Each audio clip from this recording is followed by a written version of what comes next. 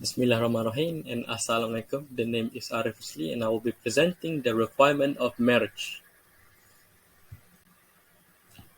There are 5 elements of marriage that are need to be required in order for the marriage itself to be valid and to be not voidable by nature.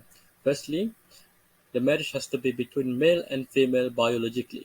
The very definition of marriage is a bonding of male and female to live off one another.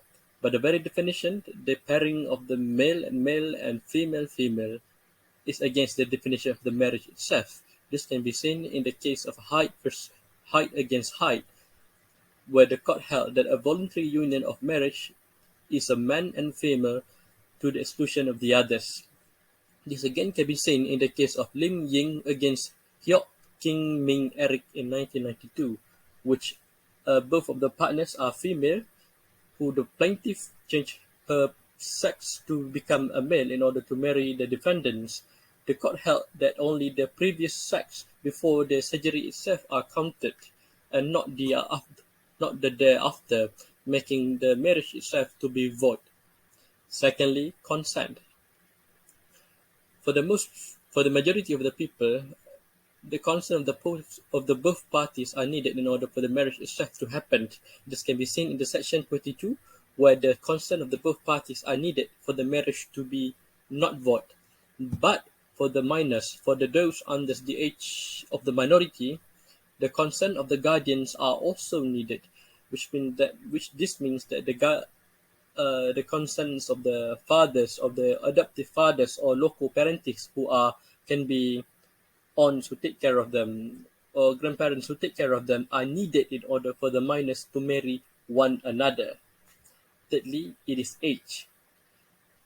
For the majority, for those of the age of the majority, it's fine. But for the minors, who are those in the 18 years old for male and 16 years old for female, who are the least minority, who are the age of the minors, while they do need the consent of the guardians, as I had told earlier, they also needed the license from the chief minister in order for them to marry. They need to get both the consent and the license for the chief minister for the minors to marry.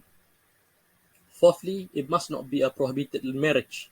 The prohibited relationship can be listed in the section 11 of the LRA, which are: one must not marry their own fathers, their own siblings, their own grandparents, the ex-wives of their own child, the ex-wife of their own of their own father, as well as their adoptive siblings, their adoptive children.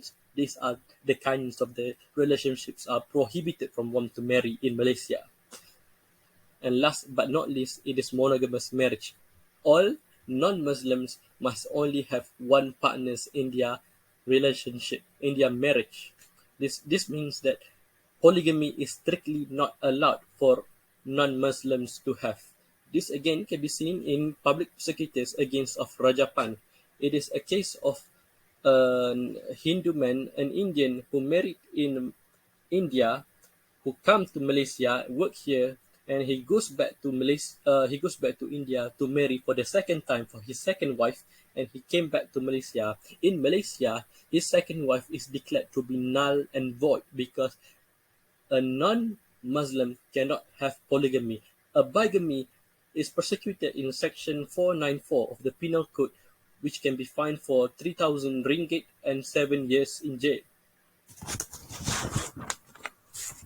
So those who persist in failing to meet the requirements of the marriage, it is applied that the section of 69 of the LRA, which are the marriage will be declared void by the court, and the plaintiff will have to act accordingly in order to right the marriage itself.